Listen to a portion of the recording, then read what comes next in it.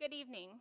On behalf of the Wellesley Debates Committee and President Bottomley, I would like to thank everyone for coming to the 4th Wellesley Debates. My name is Belgian Palaz, and I'm the student director of the Wellesley Debates, and I will also be serving as the moderator today.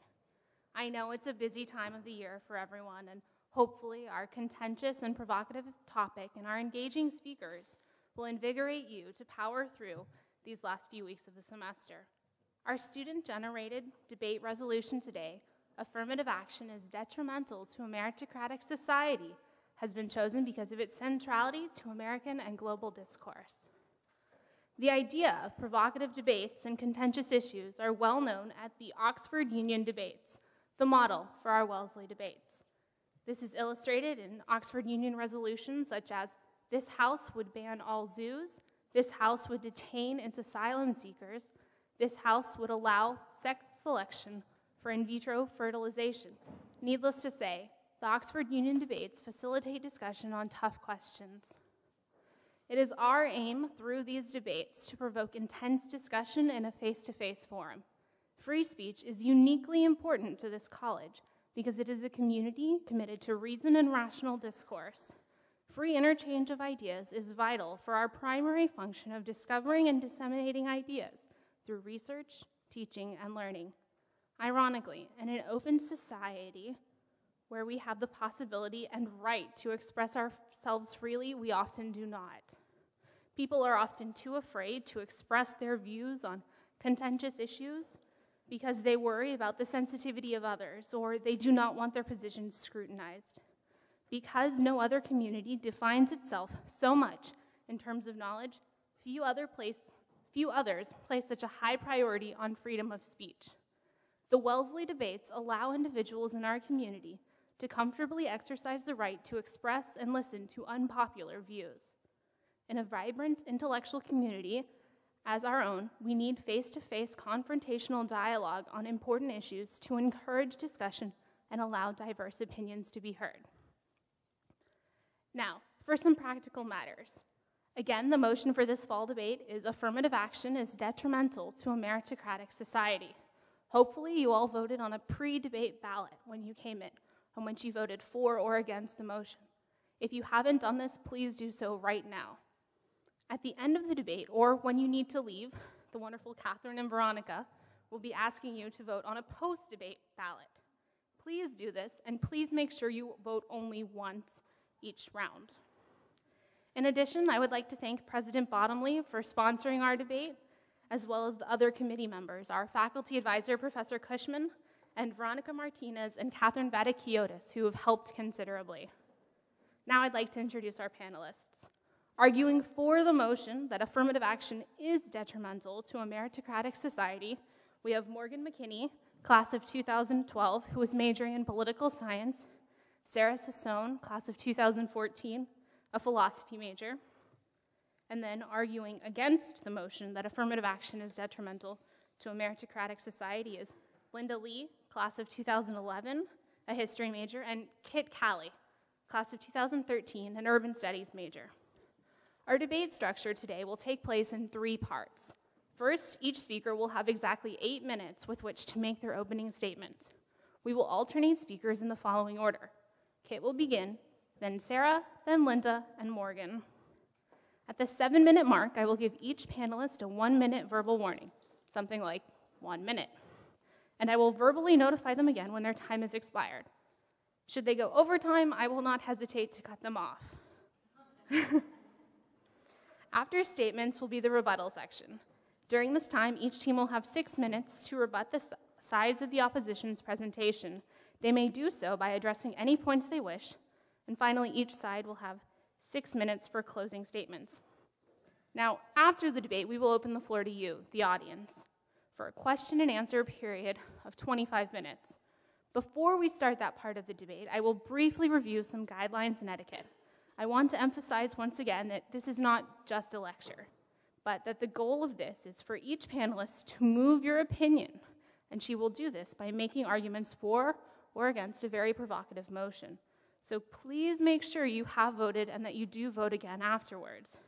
The results of this debate will be uploaded to the Wellesley Debates website, Also, I would like to ask that if your cell phones are on, please turn them off at this time. Thank you again all for coming. And one last time, the motion today is affirmative action is detrimental to a meritocratic society. And with that, Kit, you have the floor.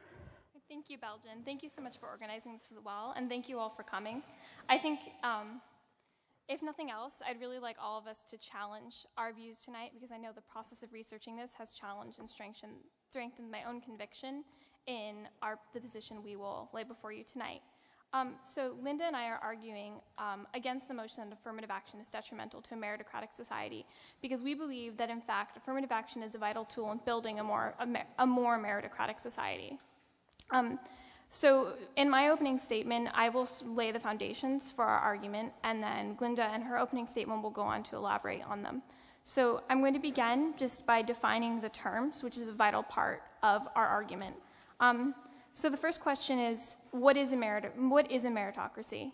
A meritocracy is a society in which resources and opportunities are distributed based on merit, which sounds fairly straightforward until you realize that the definition of merit is the quality of deserving something. So meritocracy is actually an extremely circular term.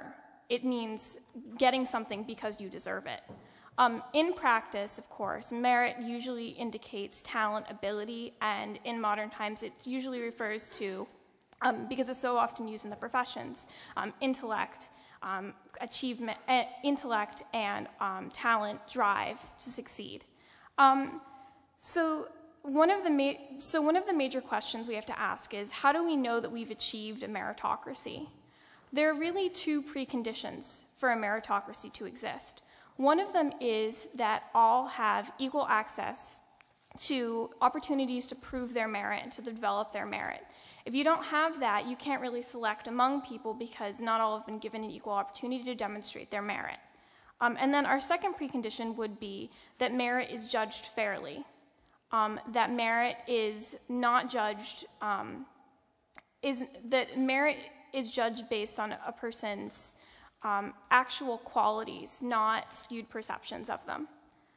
So both of these lead to a really important question, which is, how do we measure merit? Because merit emerges from these abstract qualities of an individual, things that are not really objectively measurable. So we've developed tools with which we can measure merit, some of which work better than others. So a good example would be IQ testing. IQ isn't the same as intellect. They're two separate things. It's like an IQ test is similar to a watch. A watch is not time. A watch is a means by which we measure time. But the thing is that there's a disconnect between the tool we use to measure this aspect of merit and the thing itself. So that leaves us vulnerable to the possible errors in a fault in the measurement device, in the same way that a slow watch can make you late for class. The problem is that the consequences are much more significant, this is where affirmative action comes in. Affirmative action is any policy that's used to increase the representation of historically underrepresented groups. I know it's very broad, but it encompasses a number of policies, from quotas, which have been mostly, except in extreme cases, declared unconstitutional, to very soft affirmative action where you're simply making a huge effort to recruit more members of an underrepresented group. And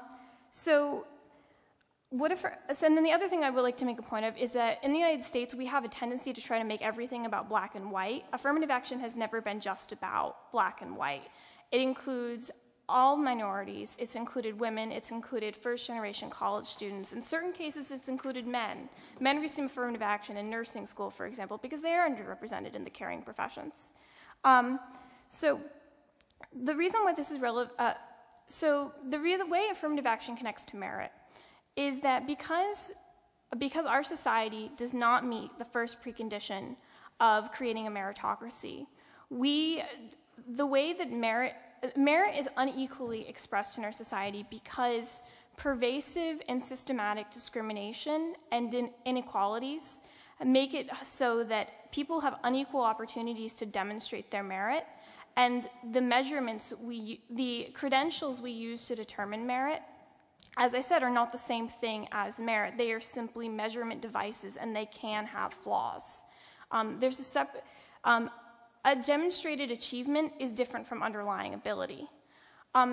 So a good example of this would be SAT testing. There are extreme and extremely well-documented variations in typical SAT scores for different members of society. Working class people in general, especially African American, Latino, and Latina students have a very large disadvantage in SAT testing, whereas wealthy white students have a huge advantage. So that raises the question of, is this proof that white students are somehow have more innate merit, more innate intelligence? And I would say that the answer is almost certainly no, that intelligence and drive are distributed fairly equally throughout the population. Therefore, there must be a flaw in the SAT testing, and it must be a flawed way of measuring academic merit. So what affirmative action does is it accounts for these pervasive inequalities that produce different levels of demonstrated achievement and of credentials. Instead of saying that credentials are equal to ability, it looks deeper and asks not only what someone has achieved, but what they had with which to achieve it. It's a more holistic and realistic assessment of what really is someone's natural ability. Therefore, affirmative action works to remedy our society's failure to meet the precondition that everyone has equality of opportunity to demonstrate their merit. Moving on, affirmative action also addresses the fact that in our society, credentials, even when someone does achieve credentials at an equal level with a competitor of a more advantaged group, they are often judged at a disadvantage. This is very well documented for both minorities and women. One of the most basic tests is resumes. If you take an identical resume and put a female name on it, it will get fewer callbacks than if you put a male name on it. And what affirmative action does is that it holds people accountable for ensuring that there's a fair distribution of opportunities, and it makes, because most of these biases are unconscious, certain groups are simply perceived as more competent without having to actually do anything to achieve that, that perception. Affirmative action works to overcome institutional and personal expressions of prejudice to make distribution of opportunity more equitable. And makes it tied more to actual merit rather than perceived merit. So, by putting our achievements in the context of our experience and accounting for pervasive prejudices in the way we judge merit and the way in which we perceive credentials based on a person's identity, affirmative action helps to distribute opportunity more equally based on merit, and therefore can do nothing other than create a stronger meritocracy. Time. Sarah? Hello. Morgan and I are going to be arguing for the motion today. Affirmative action is detrimental to a meritocratic society. I know that the opposition offered some definitions, but I'd like to offer some concrete definitions for you as well for the purpose of clarity in today's round, because I think that clarity is very essential in understanding today's topic and making an informed decision about whether you are for it or against it. So we offer affirmative action as defined by the Civil Rights Commission, any measure beyond simple termination of a discriminatory practice which permits the consideration of race, sex, or disability, and which is adopted to provide opportunities to a class of qualified individuals who have either historically or actually been denied those opportunities. We also offer meritocracy from Merriam-Webster's dictionary as a system in which the talented are chosen and moved ahead on the basis of their achievement or leadership selected on the basis of intellectual criteria. We think that these are the standard definitions that have been accepted by our society, and we think that they're consistent with the resolution. So we ask that you embrace these definitions when making your decision whether you are for or against today's motion. We also have an observation before we begin. Due to the wording of the resolution, whether the United States is a meritocratic society is irrelevant. The debate must focus on a society, a meritocratic society, wherein talent, intellect, and achievement are in fact valued above attempts at equality. It must also be pointed out that affirmative action, by definition, contradicts the values upheld by a meritocratic society. Affirmative action as a policy promotes granting historically disadvantaged citizens with advantages instead of focusing on achievement or intellectual criteria in themselves. For example, affirmative action has harmed high-achieving Asian American students historically. According to a study of the University of Michigan conducted by the John William Pope Center, it was found that in 2005, an in-state male with no parent ties to the school, a 1240 cumulative SAT, and a 3.2 high school grade point average had a 92% chance of admission if he were black, an 88% chance of admission if he were Latino, but only a 14% chance of admission if he were white and a mere 10% chance of admission if he were Asian. A study of 6 North Carolina schools found the same pattern. In addition to this inherent contradiction between affirmative action and a meritocracy, Morgan and I will prove that the practical implementation of affirmative action policies undermines the values upheld by a meritocratic society. Our stance on today's resolution is upheld by 3 significant contentions. Our first contention is that affirmative action produces a less qualified workforce.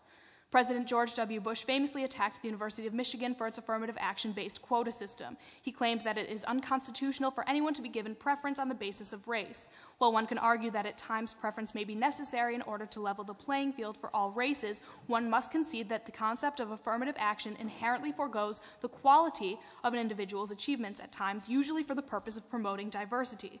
If an individual is employed merely to achieve diversity and not for his or her merits, then it can be determined that this individual may be a weaker addition to the workforce than someone who had been hired on the basis of merit. If this occurs in widespread patterns as affirmative action policies tend to be implemented, then the workforce at large is weakened. Recently, in New Haven, Connecticut, the results of an exam administered to firefighters in order to determine who would be promoted in the department were thrown out altogether after only white firefighters passed. The minority workers argued that the test was racist due to the fact that minorities failed disproportionately. In this case, Ricci versus De Stefano, the Supreme Court ruled that the city of New Haven could not throw out the results of a promotional exam simply because it feared that the outcome could potentially leave it vulnerable to lawsuits from minority firefighters who did not qualify for promotion as a result of the test, in violation of Title VII of the Civil Rights Act of 1964. Had affirmative action prevailed, the firefighters who were most qualified would not have been promoted, or standards would have been lowered in order to achieve promotions for minority workers. Either way, the result would have been a weakened workforce, a workforce which does not take into account talent or achievement. This brings me to our second contention, that affirmative action promotes lowered standards. One of the goals of affirmative action is to create racial diversity in classrooms. However, this idea is neglectful to real-world problems. Because admission standards are lowered for minorities, their ability to participate in classroom discussions is most likely underdeveloped. If a minority student can get into Harvard with a 3.2 grade point average, why should she push herself to get a 4.0? Although some students or employees are self-motivated, most people need an extra push or incentive to do their very best. By setting lowered standards for admission or hiring, we are lowering the level of accountability.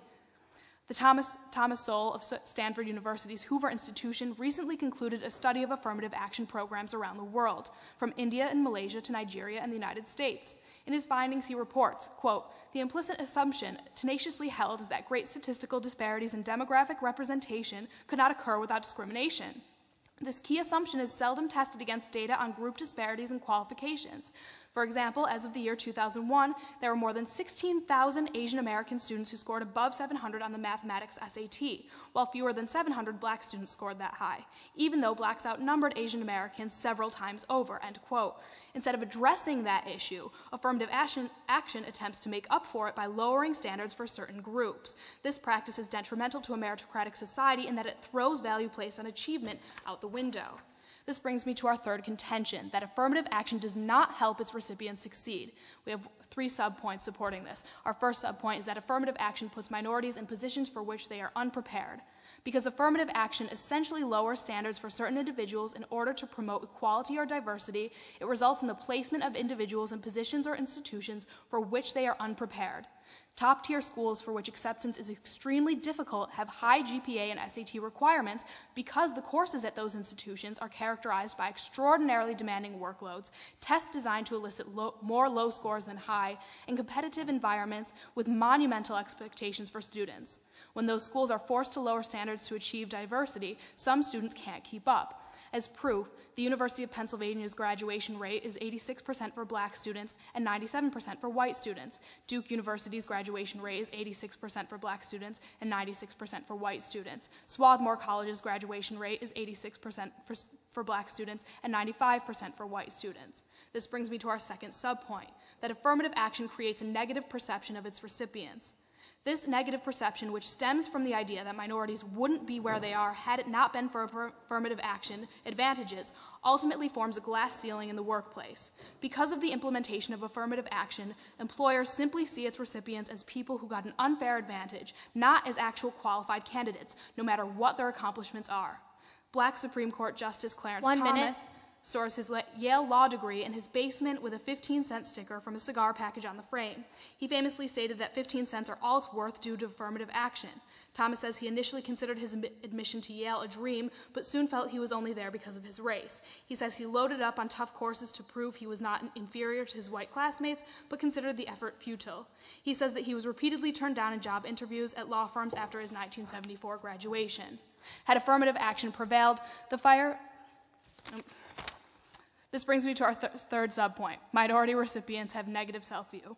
Earlier this year, USA Today ran a feature honoring 32 college student finalists in the American Advertising Federation's annual Most Promising Minority Students program. Many critics of the article have stated that USA Today might as well have titled the article, "For a Minority, You're Pretty Smart." This kind of division created by this and degradation leads to a weak populace and a weaker society at large, thus harming the potential for a meritocratic society to exist. Thank you. Linda? Hello. So, I will be arguing against the motion that affirmative action is detrimental to a meritocratic society. And as my partner Kit has already mentioned, what we will try to argue is that the affirmative action policies should be understood as attempts to equalize opportunity for groups of people who confront ongoing forms of institutional discrimination and a lack of equal opportunity. It is not used as a means to lower standards of performance or the quality of an institution or workplace. So first of all, we want to address the fact that there is a misconception that affirmative action only benefits people of color, and specifically the idea that black people only benefit from affirmative action. Yet, historically speaking, affirmative action benefits not only the black, but also the working class, the poor, and women and other racial minorities. As a way, the affirmative action, the purpose of it is a limited but an important one. It is to counter the ways in which factors such as class, race, gender, and disabilities function in our society to prevent people from the opportunity that they may have to show that they indeed have the merit, given that they are able to prove these over time. So, for example, taken in statistics, for example, women are known to score lower than men on SAT tests, although they have higher school and college grades. However, if through a definition of meritocratic society and merit, these women were only to be accepted based on their standardized test scores, that would not account for their ability, that does not justify the fact that, that does not support the fact that these women are not able to be accepted because they are less deserving than men. They are often, forms of merit are used as if they measured a person's overall intelligence and merit beforehand rather than the foretold possibilities that they may show in the future. Also, in terms of job in the workforce, for example, affirmative action works in order to help those who may not have the advantages of being able to have job opportunities. For instance, a lot of jobs in the workplace are through word of mouth or through connections, especially among the upper white male class. Therefore, the fact that the opportunities are denied to many minorities and women shows that even though these women have equal qualifications and equal levels of ability, minorities and women are inherently at a disadvantage when they are not able to be chosen because of because of their limited ability to know the inner circle for getting into these job positions. Therefore, we need to understand that merit is not something that is shown as a qualification for getting into a school or a job, but an ability to show that they deserved and are able to perform with the opportunity given to them. So when I've now described the fact that merit is shown as the merit is shown over a period of time in which students and people in the workplace can show that they have deserved and are able to perform at a level that is demanded of them by their institution and their workplace. For example, in 1978, the University of California in Davis accepted 18 minorities although they had lower qualifications than their white counterparts. Upon graduation, they found out that 15 of these 18 minorities had graduated at a performing level. Of these, several had awards, and one of them was awarded the most prestigious academic honor. This shows that although at the time these students might not have seen that they deserved merit because of their lower test scores, it shows that once accepted, they are able to perform to the task and are able to counteract the belief that accepting students who are not qualified or deserving of this merit are not able to, or should not be deserving of the educational opportunities that they're given.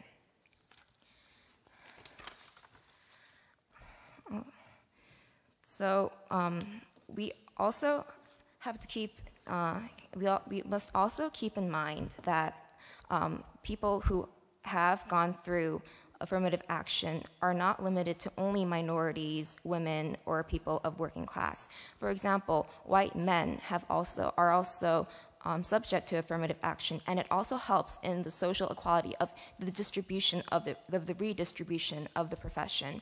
As in the past, as female doctors and scientists were rare in the workplace, nowadays the redistribution of jobs where men are fulfilling traditionally female jobs, such as in the nursing profession, for example, is a way to show that affirmative action is not detrimental to a meritocratic society, but in fact it is a way for us to have realistic measures on how to create a world in which the stigma of a certain job and a profession is not marred by the conventional standards of what is a true meritocratic society.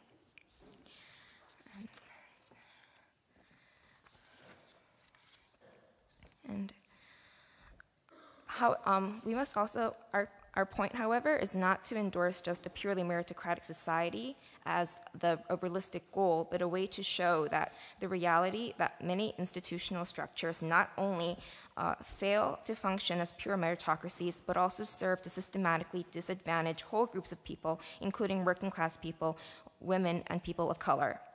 We argue that affirmative policies do not involve preferential treatment, but should rather be understood as attempts to promote fairness, equality, and full citizenship by affording members of marginalized groups a fair chance to enter significant social institutions and workplaces. Affirmative action policies symbolize our political commitment to ensuring substantive participation in all domains of life for various groups of our diverse citizenry. Therefore, we believe that affirmative action programs are a much more favorable evaluation, and as well as in terms of their positive effects within contemporary institutions today than they are usually accorded. Thank you. Morgan? Are we ready? Before presenting my argument for your consideration, let me clearly state, I do not disagree that our nation has a dark history of racial and sexual discrimination. It does. Nor do I deny that racism and sexism remain prevalent and serious issues, because they do. And discrimination is not going to disappear on its own. Something must be done about it. It's unjust and it's unacceptable. The central question in this debate, however, is on affirmative action. Is it no longer one of non-discrimination, but racial preferences? I ask you then to reject racial preferences and the detrimental consequences it has on a meritocratic society in favor of one that stands behind the 14th Amendment, providing social programs to any individual of race, regardless of race, based on socioeconomic need alone. Racial preferences shift a meritocratic society away from its most basic principle, using one's race in lieu of one's merit to advance its citizenry, which in turn undermines the set standard to which every individual is measured. A true meritocracy presumes all individuals have the potential to meet set standards, no matter their race. We are not here to argue whether the United States is a meritocratic society, or if a meritocratic society can ever exist. The real question is if the United States implements an affirmative action program that practices racial preferences, are we moving towards the ideal of a meritocratic society or away from it? We have to ask ourselves, are racial preferences an effective means to combat racism? The answer is simply no. There isn't any evidence at all that racial preferences actually benefit us in terms of our race relations.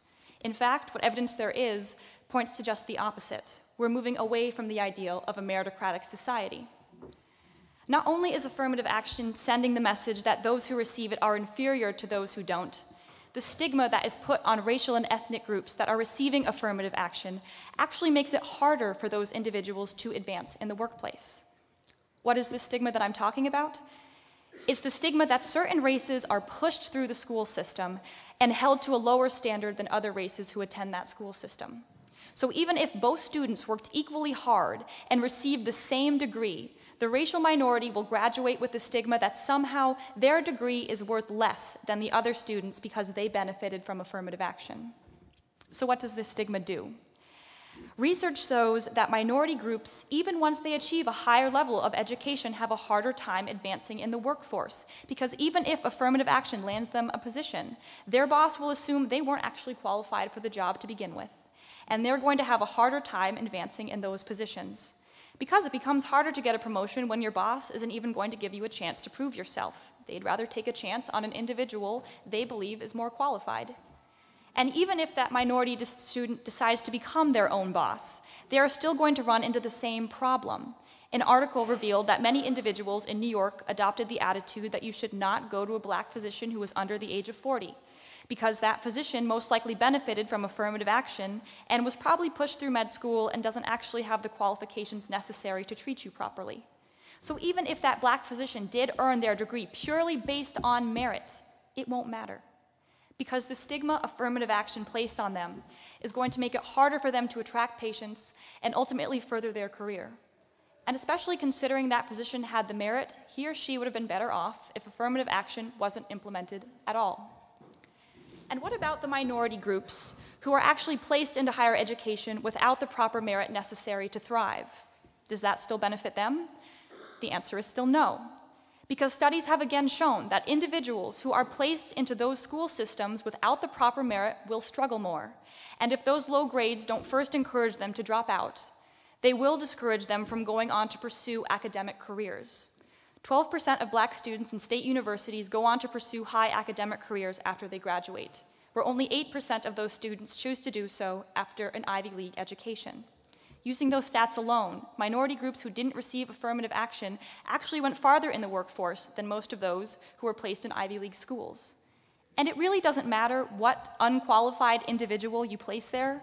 Anyone who doesn't have the proper skills will struggle and will be deterred by low grades. That is why merit is such an important qualification and should be the only qualification in the academic environment and in the work environment. And if we all agree that merit is essential to success in a school system or work environment, and that no student, regardless of their color, should be given a slot if they don't meet those high standards, there is only one situation left where racial preference can still be applied that we have not yet addressed. It's the situation in which we have a number of students from different racial and ethnic backgrounds that meet the qualifications necessary to get into a college. Let's assume they all have equal merit. What you will find is that racial preference will then be justified under the argument that race should be allowed to be a factor on the college application because it promotes a diverse campus with diverse opinions that ultimately benefit the educational experience of each student. But by making that argument, you're promoting the idea that certain races and ethnic groups hold certain opinions. So by accepting a black student, you're bringing a black opinion to the campus. By accepting an Asian student, you're bringing an Asian opinion to the campus, and so on and so forth. But answer me this. What is the black opinion exactly? What is the Asian opinion? The truth is, there's no such thing as one. It's a fallacy. Because race and ethnicity tell you absolutely nothing about a person. I am a free-thinking individual before I am anything else. You look at me, and yes, I am a woman, and yes, I am white, but tell me one thing you can be 100% sure about me by simply taking those two factors into account. You can't. You won't be able to. You have no idea what political views I hold, where I was born, what religion I practice, how I was raised. You can't tell me a single thing. But you will argue this. Because most women I have found think a certain way, I'm going to assume that because you're a woman, you're going to think in that same manner. Because most black people I have found seem to think a certain way, I will assume a black student I admit onto this campus will also hold that perspective. And by doing so, I will achieve that diverse student body that I am looking for. But what is this thinking called? It has a name. It's called stereotyping. And why would I want something as important as my education and my career, two of the factors that are going to affect my general well-being for the rest of my life, be determined at all by something as trivial as stereotyping? That's just it. I don't. And we can't have it both ways. We can't accept stereotypes that benefit us and then turn around and denounce stereotypes that harm us. You either have to pick one or the other. And in a meritocratic society, you have to choose to get rid of it altogether. Since race tells you nothing about an individual or their merit, the variable is moot and has no place on any application whatsoever. To further address this point, there was a study conducted that asked minority groups who had graduated from higher education what they found most beneficial about their educational experience. And the majority of those students actually listed diversity on the campus as the last thing on their list. The two factors they felt benefited them the most, not just in education, but in the workforce as well. Number one was being taught by professors who were considered professionals in their field, and number two, being exposed to other intellectual, ambitious students who helped push them to work harder and work to a higher standard. And not surprisingly, what are those two factors based on? Merit. Yes, once again, we have proven, oh, okay. Thank you. That concludes our opening statements, and now on to our rebuttals. Kit, you have the floor. Thank you so much, Belgian. First, I'd like to dismiss the assertion that we can only argue in terms of a theoretical, unachieved, ideal, meritocratic society. I don't think this is actually compatible with the bulk of the arguments and the body of the arguments made by the other side, and we had established prior to this that a meritocratic society includes a society that strives for a meritocratic ideal, which surely does include the United States. It doesn't make any sense to argue in terms of a theoretical meritocratic society because as far as we know, no one's ever achieved one.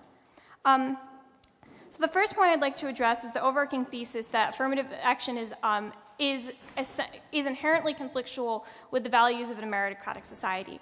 I think that the thrust of our argument, which shows that merit is not the same as credentials, shows that this doesn't make any sense. Their argument is premised on the conflation of the idea that achievement is inherently the same as ability. And as we believe we've demonstrated, that's not the case. Therefore, affirmative action does not conflict with the idea of meritocracy. It simply establishes a more realistic version of merit that actually takes into account the abilities and talents of an individual and tries to account for differences in opportunities offered. So for the first point, that affirmative action results in a less qualified workforce, this is simply counterfactual. Though some might expect, if you buy into the idea that affirmative action is a lowering of standards, which we do not, since we hold true to a different definition of merit, this doesn't make sense on its face. But there's been quantitative empirical research that shows that first, when affirmative action is used in recruiting, that the overall qualifications of the workforce do not change. And when it is used in hiring, the raw credentials of the workforce do, in fact, experience a slight dip, as you might expect. But the performance of workers on the job is identical, which I think is a larger proof that affirmative action helps us assess merit more realistically and more holistically. So this first point is premised on the idea that credentials are the same as ability, and we do not believe that that is the case. Then the second point, that affirmative action reduces incentives to succeed. Though this might make sense to someone, this might make sense on a common sense economics 101 sort of perspective. But the thing is that incentives, there's still an incentive to compete, because you are not only competing against, you are competing against people who have had equal opportunities to you are, and there's a large body of people who fit that qualification. So therefore, there's no reduced incentive to compete, because for even candidates who get in under consideration of their lack of opportunity still have to compete with students in a similar class of applicants. So the idea of lowering standards in general is incompatible with the overarching idea that merit should not be conflated with ability. The third point, that affirmative action is ineffective in helping people achieve once they've been admitted. This is a mostly university-based argument, so I'm going to use the universities. Simply doesn't make sense, even if you look at the statistics our debaters themselves used. The idea that they're unprepared is, of course, to some extent true, because for some beneficiaries of affirmative action, because they've faced fewer opportunities. However, the fact that they have to, and yes, they do have to strive much harder, and we believe that the statistics shown by the debaters themselves show that they are, to a large degree, successful. There's only a difference of 10% there, and when you look at the overall inequalities in the American educational system, that in by itself is a phenomenal achievement. Because, and I would also like to point out that the idea that students are unprepared, the lack of preparedness by students is something that the university can ameliorate. For example, historically black colleges and universities seem to have no problem graduating highly qualified students who go on to achieve great success in the wider world. And historically black colleges and universities are also highly successful in graduating black PhD candidates, which only goes to show that with the proper support networks and mentoring, this lack of preparedness can be ameliorated. Then the idea that there's a negative perception attached to people who benefit from affirmative action, and that spills over to the entire minority group. For some people, unfortunately, this is true, but we do not believe it is something that is the fault of affirmative action itself. It emerges from people's own racist attitudes, which expect people to perform more poorly. So we believe that our conception of merit as ability rather than qualification, were it to be more widely understood, would actually help reduce the stigma around affirmative action, which is entirely undeserved because, as we have shown, affirmative action candidates do not have any less merit than those who do not benefit from affirmative action. Thank you. Sarah, whenever you're ready. Okay, so I'd like to address the point that our opponents made about us creating a theoretical debate. I'd just like to reread the resolution to you, that affirmative action is detrimental to a meritocratic society. Had the authors of the resolution intended us to debate about a specific society in the real world, I think that they would have stated that in the resolution. So I think that we do have to talk about a meritocratic society. I don't think that it's incorrect to say that we can look at a theoretical meritocratic society as well as real-world application. Sure, we shouldn't rule out real-world application, but I don't think that it's wrong to look at this resolution in terms of theory. So I will stand by our definition of meritocracy, which is a system in which the talented are chosen and moved ahead on the basis of their achievement, or leadership selected on the basis of intellectual criteria, even though the United States may not necessarily adhere to that today. And I think that our opponent is right in saying that there really are no meritocratic societies that truly exist. So I think that we do have to look at this resolution in theoretical terms.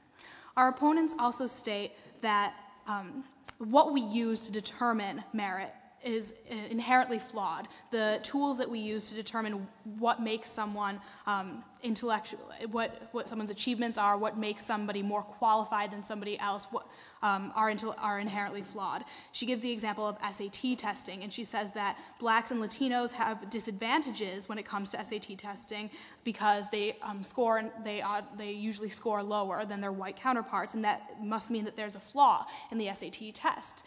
However, they don't really give an example as to why. They don't give any evidence as to why this might be true. In order for them to prove that there's a flaw in SAT testing, I think they would have to prove that it's historically geared towards a certain race or it's geared toward a certain sex, but they don't give any examples or any concrete evidence as to why the test is inherently biased or inherently racist. So they don't really give a legitimate explanation as to why SAT testing causes a disadvantage for blacks and Latinos who take it. And since they don't give an adequate reason for why SAT testing is not a good measure for merit, I think that we can't discount SAT testing as something to measure merit. They also talk about how women and minorities are just as qualified as their white male counterparts, but are disadvantaged. However, affirmative action, the entire point of affirmative action is to make up for historical discrimination against certain individuals who have been discriminated against because of their race, sex, or disability. So for them to say that affirmative action doesn't necessarily lower standards, doesn't necessarily give somebody an advantage, I think is incorrect, because the entire premise of affirmative action is to give someone an advantage who has historically had fewer advantages. And we're not saying that this is necessarily bad, but we're saying in terms of a meritocratic society, it inherently creates lower standards, which is bad if you're trying to reach a society where everyone is rewarded purely based on achievement. It's also contradictory for them to say that women need affirmative action to be on an equal footing and to reach their potential, but then say that women are just as capable and qualified as their male counterparts, and it's just bias that's preventing them from getting ahead. They gave the example of a woman having the exact same qualifications on her resume as a man, but not getting hired just because she's a woman. Well, then that woman doesn't necessarily need affirmative action to give her that advantage to get ahead, does she? Because she's already just as qualified as the man. That, yes, there's a bias existing in that society, but it has nothing to do with merit because her merits are already on the same level as that man, and so she doesn't need affirmative action. So affirmative action would just further lower standards and would be detrimental to the meritocratic society that we're attempting to create.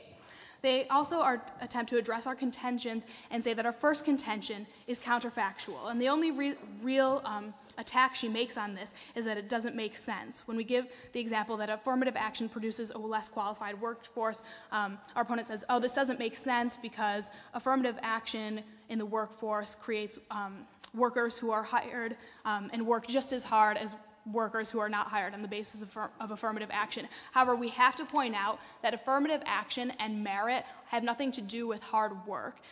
Merit has to do with the result of hard work. It's worth noting that people are not rewarded in a meritocratic society for hard work. The hard work is not rewarded in itself. Instead, it is the result of hard work or exceptional talent, which is rewarded. And we're not saying that this is necessarily a good thing, but if you're arguing in terms of this resolution, then you have to concede to that. They also address our second contention, saying that affirmative action is not a bad thing because students have to compete with others who didn't get into a school or didn't get hired because of affirmative action, and therefore it creates incentives for them to work harder. And however, I don't think that students being surrounded by other people who didn't get in because of affirmative action has anything to do with making that person more meritorious. I don't think that affirmative action is necessarily good because some people receive affirmative action and some people don't. I think that our evidence that shows that there is a huge disparity between the amount of people who are recipients of affirmative action who graduate from these difficult universities and the amount of people who graduate from these universities without affirmative action shows that there was a problem with people lowering standards in order to hire people to meet affirmative action requirements.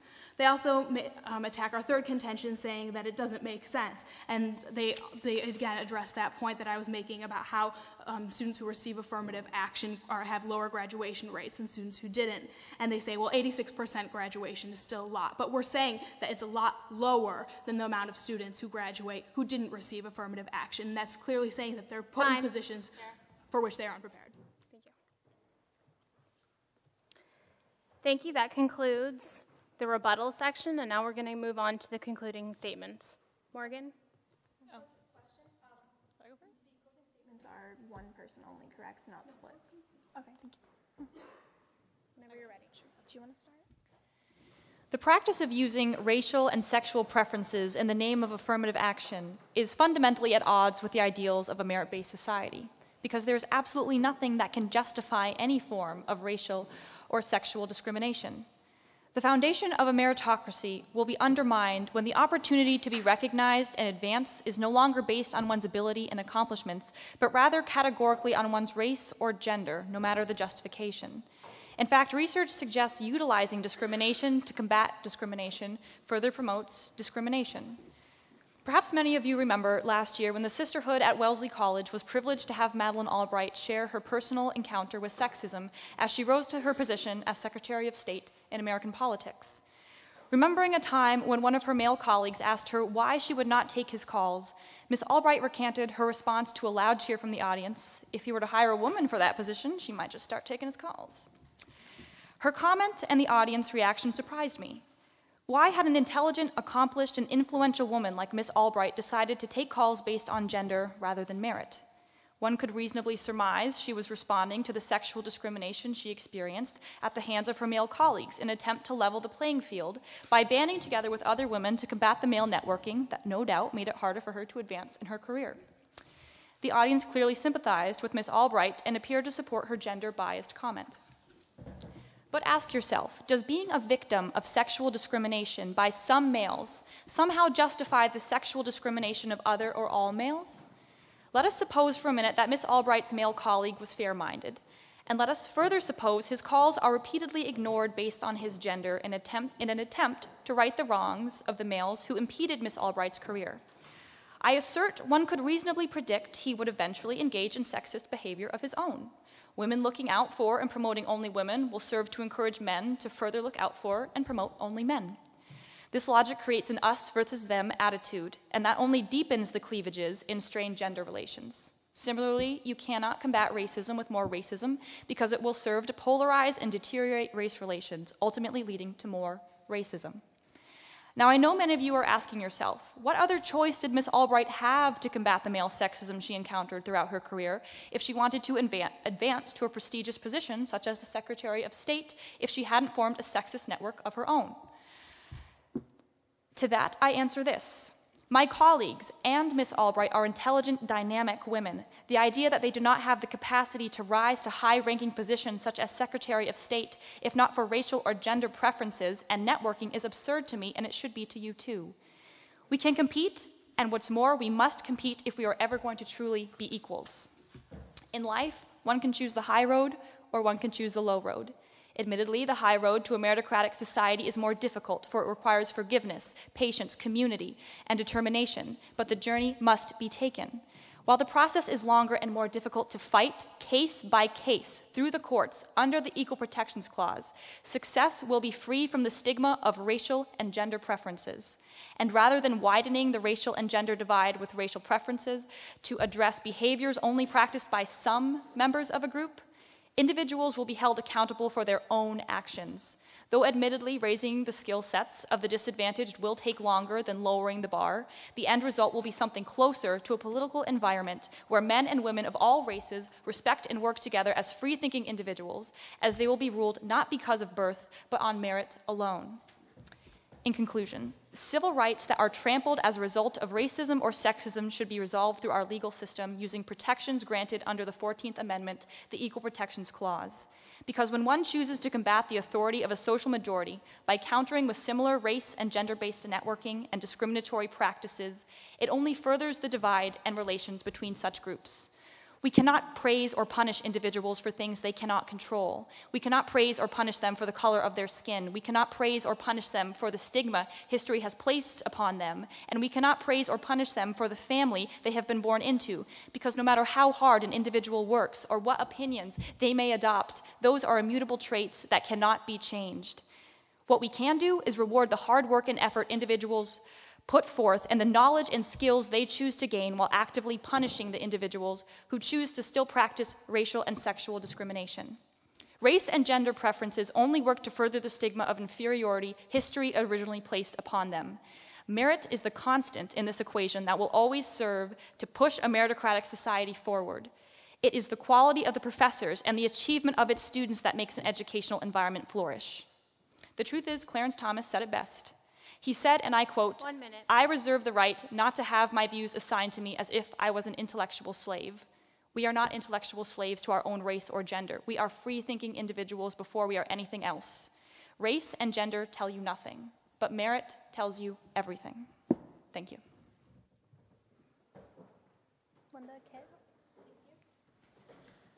We would like to begin with an example of our own. Actually, another Supreme Court justice, more recently confirmed, Sonia Sotomayor, who once proudly said, "I am an affirmative action baby." Sonia Sotomayor was admitted to an Ivy League school with test scores that were lower than those of most of her white classmates. She went on to achieve very, very highly at her school and later in life. And no one now will say that she doesn't deserve her spot in the Supreme Court. And no one would say the same of Clarence Thomas. They proved that even though, and specifically in Sonia Sotomayor's case, it was right for them to benefit from affirmative action because she is proof for the idea that affirmative action is not a lowering of standards. It is a broadening and a more realistic perception of what merit actually is and how it is expressed. Who has more merit and more natural ability? The person who strives against many challenges, who proves their merit against adverse circumstances, or the person who is born with privileges and has to face few disadvantages in accessing the kind of opportunities they need to win the credentials that to larger society are taken to be are conflated with merit itself. This is not a question of reward and punishment, this is a question of substantive versus formal equality. Affirmative action establishes substantive equality, which doesn't pretend that racism and discrimination in general in the United States is simply a matter of individual bias and prejudice. It is an institutional force that remains strong in all of our institutions and the very way we assess people's merit. Formal equality, or so-called color blindness, does not take into account the way race, sex, class, and other features of ourselves that we cannot change structure our daily interactions and give us certain advantages and disadvantages in accessing opportunity. The idea that race, ethnicity, and gender are somehow meaningless and tell you nothing about a person reflects a very limited viewpoint. For many of us we're lucky enough to be born white in a racist society, we cannot perceive our own privilege because it's always been there.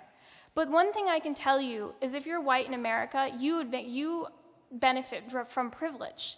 And that's a kind of privilege that many Americans do not have. And that needs to be taken into account when judging just how far someone has come.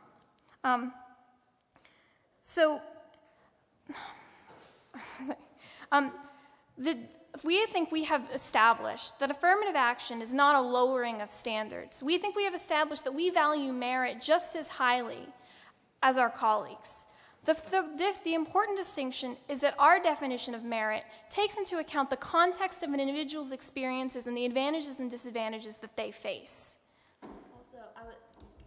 Also, I would like to add that if based on merit alone, although it would be ideal to reward members of society based on merit, we must also consider that those who have been naturally disadvantaged since birth and are not able to show that their merits through the top SAT scores that can be attained through tutoring and formal education and money involved that they did not have. If that does not show, if those are the factors that deter them from being denied from having the opportunity to even show what they are capable of, deny the opportunity altogether for those who deserve merit is worse than saying, for example, that it might threaten to lower the quality and the standard of an institution. And as a closing remark, I would like to add from a quote from Ronald W. Johnson, the director of financial aid at UCLA. He says, "I know for certain," he writes, "that were it not for affirmative action, many doors would have been closed. My accomplishments weren't given to me because of who I knew or who my father knew. They weren't handed to me because of how well I played sports. I earned my accomplishments through hard work, integrity, and intelligence. But I knew I had a lot to be thankful for, most of which were the many doors of opportunity that opened to me to show my attributes. I know that all of my qualifications have nothing to do with my race, but rather with who I am as a person. But what if I had never had the opportunity to show others my skills to manage? What if I had never had the opportunity to show others my ability to lead? My future, and the future of those lives I have touched, would never be realized.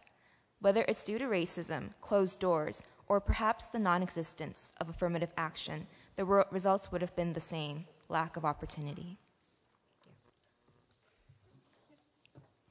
Thank you. This concludes the formal debate. I'd now like to open the floor to questions. But first, I ask that questions be limited to the specific motion being debated today, and that is, affirmative action is detrimental to a meritocratic society. Should you wish to address other issues related to the debate, but not the specific motion, we as a community may do so at a later time. Secondly, I ask that since we only have 25 minutes for a question and answer section, if you are selected to ask a question, please stand up, state your name, and limit yourself to 4 or 5 sentences in which you actually ask a question and don't give a speech. If I hear a speech, I will cut you off.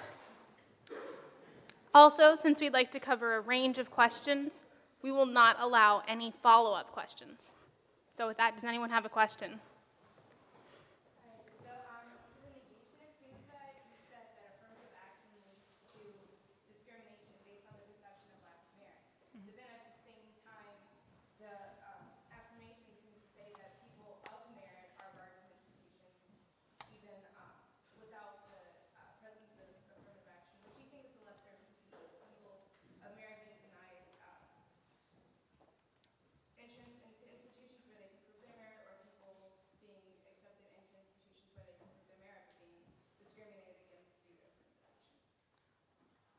Well, in a meritocracy, if you have the merit, if you have the qualifications, in a meritocracy, you should be able to get into whatever institution requires that you have merit in order to get in. So that might be outside the scope of a meritocratic society. Also, what we were saying is that in a meritocratic society, when there is affirmative action, people are looked at as being given an advantage rather than actually having merit.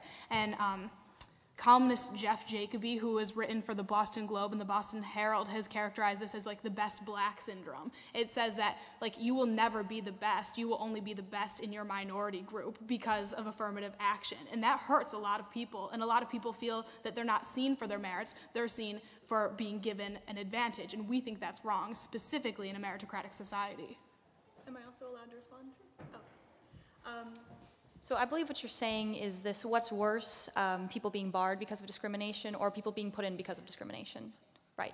And hopefully I tried to make it as clear as I could in my argument, is that what you need to do is you need to back the Equal Protections Clause because it's there for a reason. And the one thing that I really like, I like this analogy where, you know the woman of justice and she holds the equal scale, right? So this is kind of like the Madeleine Albright example, for where some point in history, men came along, pushed their thumb on it, and they're tipping the scale in their favor. So what affirmative action is kind of saying is, all right, okay, ladies, let's get on this side and let's push our thumbs down. Look, it's equal again. But that's really not justice in its purest form, because we don't have the woman of justice standing up there with that scale with men and women trying to pull it down, both on their sides. What we really need to do is we need to take the time and the effort to fight those men off tooth and nail and get their thumbs off so that we just have the pure form of justice again. So my argument is, you can't fight racism with racism, you can't fight sexism with sexism.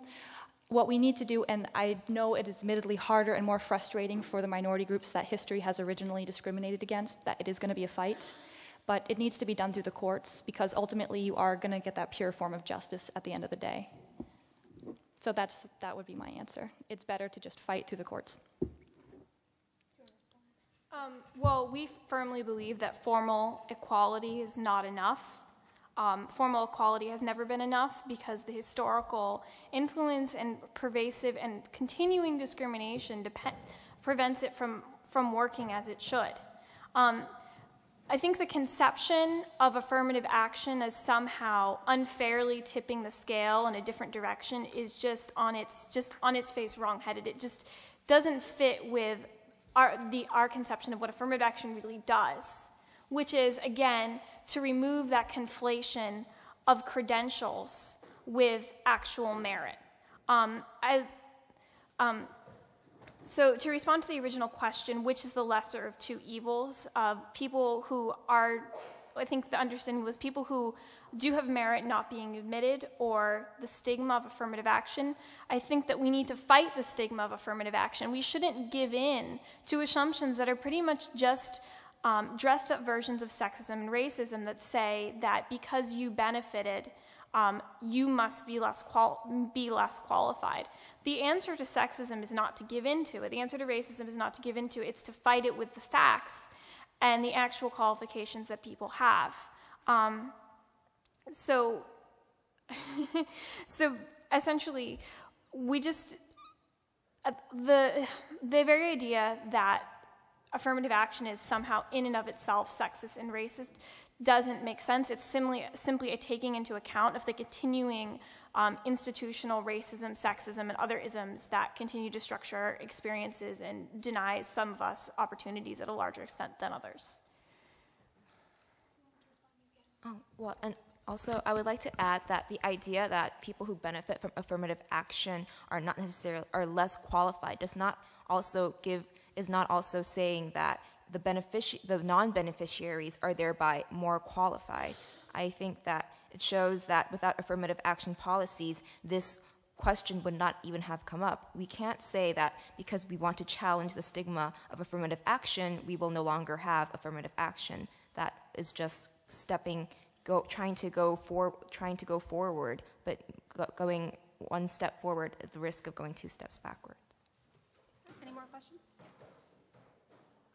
I have a question that's kind of a specific example, but I went to a high school where there's 100% of minority students, and statistically from the high school, the minority students were shown to get into more elite institutions, even if their scores or their grades were lower than non-minority students. And so in this specific example, obviously affirmative action is taking place. Do you think that is still right, despite the fact that they had equal opportunity all throughout their lives, considering they're in a wealthy area, considering they had access to education and all the other opportunities that non-minority students had? Yes, we do believe it's still fair, because class and educational opportunity is not the only thing that affects someone's future opportunities. There's actually been studies that have showed, for example, that there's a big difference in the prospects of middle-class black kids and middle-class white kids. Middle-class white kids are much more likely to rise a quintile in income, and only 16% of them are likely to drop into the lower quintiles of income compared to their parents, whereas 45% of black middle-class kids were. So simply to say that, well, they had equal opportunity because they had equal education isn't the case, because discrimination operates separately from disadvantages conferred by class. Disadvantages or advantages conferred by class. Another example of this is equally qualified black people who are seeking employment tend to do less well than white people who are seeking employment. I think actually there was a famous study where they took people who were paired in terms of their affect and their qualifications and sent them off to apply to different jobs, and the white applicants got about 3 times as many callbacks. So I don't think that we can reduce the function of discrimination and unfairness in society to one aspect. Like, we need to take into account gender, we need to take into account class, we need to take into account race. So affirmative action doesn't take into account all 3 of those, because they all structure our experiences in different ways. I'm actually glad you brought this point up. And I'm actually going to use this as an opportunity to address probably one of the most famous analogies regarding this debate. And, all right, so essentially it's the unequal race argument, kind of, where it says the fact that a black and a white, they entered a race, a 500-meter race, and because of the history of the United States, the racial discrimination, sexual discrimination, really doesn't matter, we'll go with racial discrimination for now, has given the white player a 100-meter head start. However, there are quite a few problems with this analogy, the one that you kind of brought up. First, it doesn't look at people as free-thinking individuals, but instead only boxes them in with members of their own race. And second, it doesn't take focus on the one factor that truly makes the race unequal for every member in society, regardless of ethnicity, and that's socioeconomic status.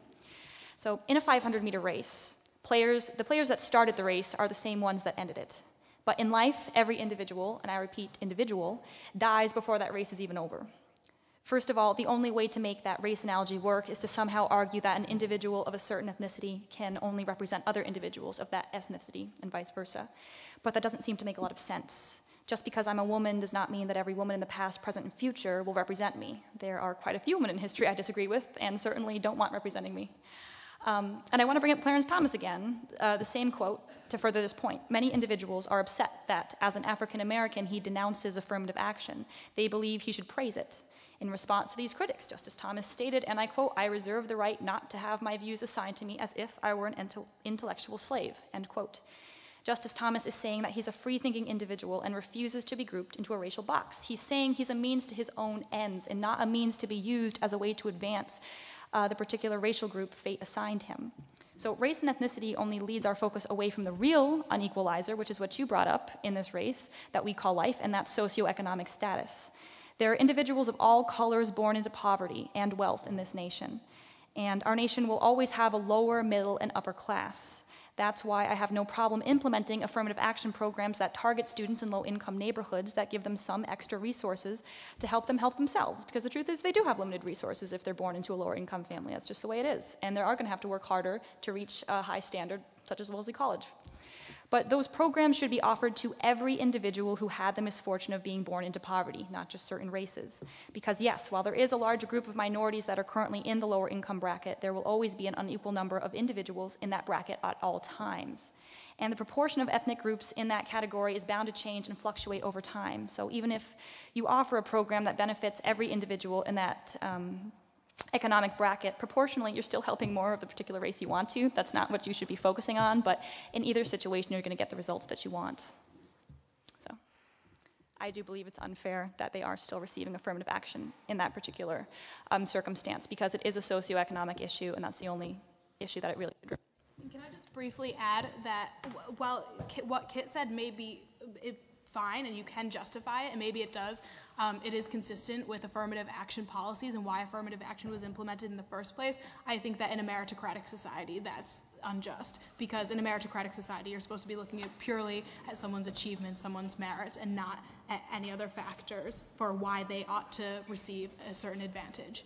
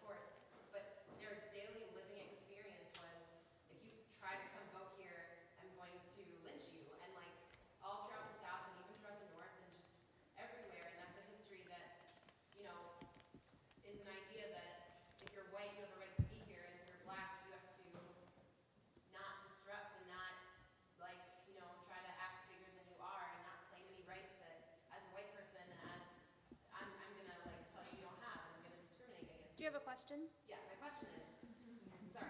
So my question is, if you're suggesting to go through the courts, Right. to me that seems like a large task if there's so many individuals. And the example I was giving was trying to illustrate back then, how are you supposed to do that case by case? So do you think that it's possible to do that now, even though historically it's proved to be very difficult? Okay. Do you want me to take it first, or do you? You can take it. Okay. Right. It is definitely a fight, and I do acknowledge that. But even back then, I think what we have to realize is it's true.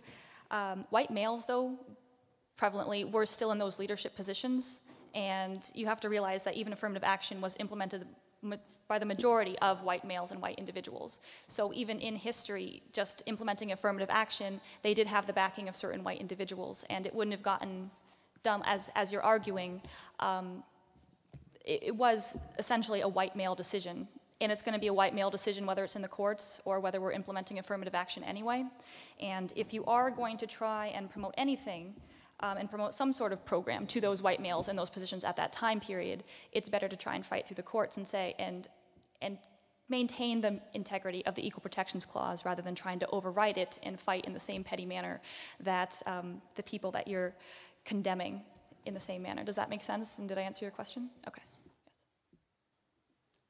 Oh, you don't have your time. Professor? Do you think that private institutions, as distinct from public institutions, should be permitted to incorporate what one side argues is a discriminatory policy of affirmative action in order to fulfill goals that it sees as essential to its mission? And I ask the question in the spirit of taking the issue in both directions. On the one side, the public institutions are clearly more vulnerable to what has been described as a concept of meritocracy. But the private institutions seem to me to be rife with all kinds of arguments for why they should be exclusive. For instance, a women's college, a historic black college, a private country club. So I'm just curious how the private-public distinction works in both cases. So for the private, since we believe that institutions in general should have a right to implement affirmative action policies, our answer is pretty much the same for both. We do think that it's a tragedy that in many cases, such as the famous University of Michigan case, that effective affirmative action programs have come under attack, and they've had less resources to defend them because they have more government control, a stronger relationship with the government. So in general, we believe that affirmative action is in some ways even more essential for public institutions because they are supposed to serve a large segment of the population. I think in the University of Michigan case, the justification was that one of their educational goals was to train the future leaders of Michigan, and to do that they needed to draw from a cross-section of the actual population of the state to serve as many communities as possible and to create a diverse body of leaders that really represented the state as a whole. So in that case, we believe that public institutions have an even stronger incentive to implement to try to create a diverse student body. And as for private institutions that maintain certain traditions, such as Wellesley being all-female upon admission, and then historically black colleges and universities. I haven't considered that in light of affirmative action before, and I think it's a complex enough issue that I'm not trying to get away from the question. I just need to actually think about it. And also, I think we should also consider that the difference between a lot of the public institutions and the private institutions is that private colleges and universities implement the policy of legacy as opposed to affirmative action. And both, if you judge them individually and you give weight to legacy, it also it has really nothing to do with what you have done. It is based a selective process that encourages admittance to students whose parents have attended the institution, and therefore that notion, therefore, is to say that whether you want to give an advantage to a student whose parent has attended the institution versus a potential student who has lower, qualifications, but still has had the ability to come through adversity and achieve a certain level of academic standing that implements him or her the right to enter the institution. So I think when we consider the differences between public and private institutions, we also have to consider that their selection process is based on not only on affirmative action, whether or not to use it, but also on the legacy and how that is implemented as well. Just to briefly address that whole legacy argument, I think a lot of people fail to see the similarity between legacy admissions and affirmative action itself. I think that both can be viewed as unfair ways to be admitted into a university. So just to address that point. Also, I think that public institutions, if they wish to be consistent with a meritocratic society, should not abide by affirmative action policies, or I don't think affirmative action policies would exist in a truly meritocratic society. I think it's that admitted into a university. So just to address that point. Also, I think that public institutions, if they wish to be consistent with a meritocratic society, should not abide by affirmative action policies, or I don't think affirmative action policies would exist in a truly meritocratic society. I think it's that a meritocratic society would be implemented through government policies and through the values of the people, the individuals within that society. So if the government were to be consistent with those meritocratic ideals, and if the individuals within that society were to uphold those values, then I don't think there would be any place for affirmative action policies in those public institutions. However, private institutions, I believe, should be able to do whatever they want in order to pursue or achieve the goals or aims of whatever that institution is striving for.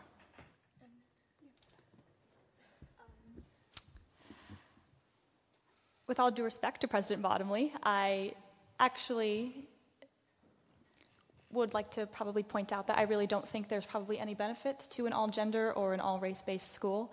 And I want to make it clear that I did not actually choose Wellesley for that reason. I chose it because it's a very meritorious college, and I wanted to advance myself in my career as best I could. And this goes back to, it's kind of like the role model argument. For example, it's the argument that we want to see ourselves in the position of great leaders. So as a woman, I would want to see women in great positions. And it's kind of a silly argument, because why can't someone like Gandhi or Martin Luther King be my role model? The truth is, what makes great role models are the individual. It's how meritorious they are. It's the opinions they adopted, how brave they were. It's not a woman that makes a great role model, but not... suffice to say that, a woman certainly couldn't make a great role model. It really just depends. I never got to say this one part in my argument, my conclusion, because I got cut off, but it's the idea that race and gender don't create a diverse campus. Free-thinking individuals create a diverse campus, and race and gender groups don't push students to their highest potential. The most intellectual individuals, the ones with the highest merit, do so. And it's funny when, students come here and they say, oh, I'm so glad I went to women's college because I'll finally have a chance to get leadership positions. That's kind of a step backward, because the truth is we need to see ourselves as being able to compete with men in that position. And honestly, kind of surrounding ourselves with other women, I don't really think that means much. I think what it means is what we can really bring to the campus are our own personal experiences, and we are all incredibly different. And great individuals. And just because we're all women, I don't think that really unites us or makes us any stronger. I think it's because we're all intellectual individuals who have higher goals for ourselves. That's what really makes us stronger. So I really don't think being an all-girls campus benefits us in any sense. If anything, it just it almost makes us group ourselves in again. It's that us versus them attitude. It almost kind of further projectifies that. And I don't really, when any group tries to do that, I think it's dangerous. It's funny, I did come here, but like I said, I came on purely meritorious reasons. We have time for one more question. Does anyone have one? Kelly? So you said, I agree with when you say that each individual is applying their own personal experience. I absolutely agree. And in your closing statements, you said that when I look at you, I know absolutely nothing about you based on the fact that you're white and based on the fact that you're a woman. I absolutely agree. However, how can you say that one's personal experience is completely divorced from race or from gender or from how others perceive them? How others perceive someone, I feel, naturally becomes a part of that person's experience.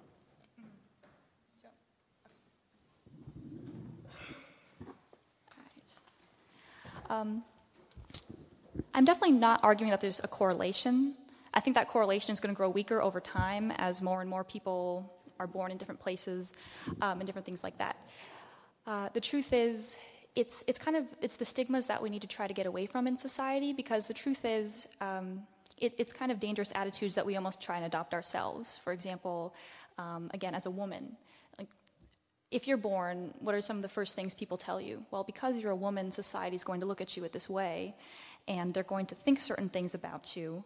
And as a result, you're going to be unfairly discriminated against. So what you need to do is try and band together with people of your own kind, because they're the only ones who are going to be looking out for you. And it's kind of funny because we further projectify those things. We seek comfort in people who look like ourselves, because we think for some reason they're going to understand us better, when really they might not. Because the truth is, just because you're Asian, does that mean that you came from Asia? Or where did your parents come from? I really don't know, and I can't say, because the truth is you can't try to pinpoint race with culture. Yeah, there's correlations, but when it comes to the individual, I really don't know.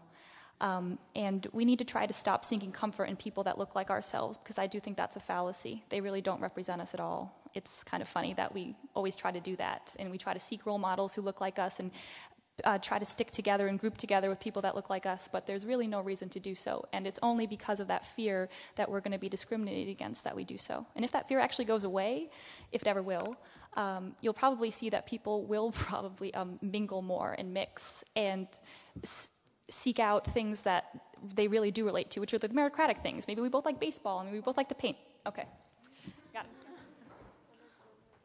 Well, I also absolutely agree that how can you really divorce yourself from your race, from your class, from your gender? And how do you know that that is not going to be a potential barrier to the opportunity that you want to seek in your career or in your future?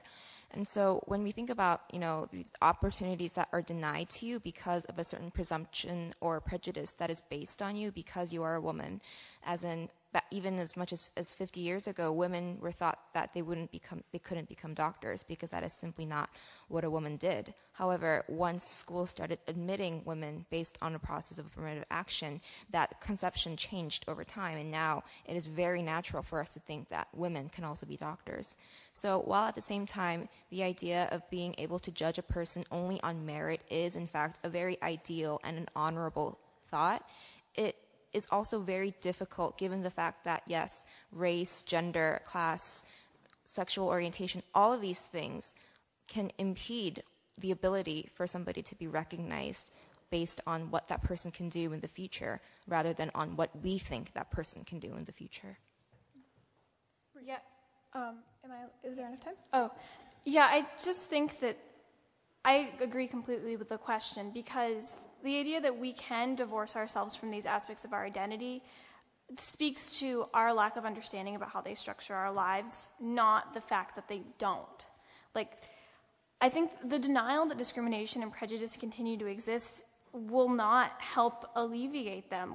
Far from it. It's the opposite. If we don't acknowledge that these things are going on, how can we address them? I think the argument that seems to be made is that if we fear discrimination and prejudice, it's somehow a self-fulfilling prophecy. And I don't think that American history shows that. Discrimination and prejudice isn't something you bring upon yourself. It's something that happens to you. My colleagues talk about the idea of being judged as an individual and be freed to be judged outside of stereotypes. And yes, that's what we're striving for. But the problem is that continuing prejudice and discrimination is what prevents that, not efforts to alleviate it. So the denial, the argument of the other side is almost premised on the idea that if we deny that discrimination and prejudice exists, if we deny that inequality of opportunity exists, somehow it will just magically go away. And our experience in American history has shown us that that's simply not true. Thank you. With that, I'd like to once again thank everyone for coming. Sorry? Oh. Please feel free to enjoy some of our delicious food, but before you leave, make sure you vote again, and if you like, fill out a comment card. Thank you.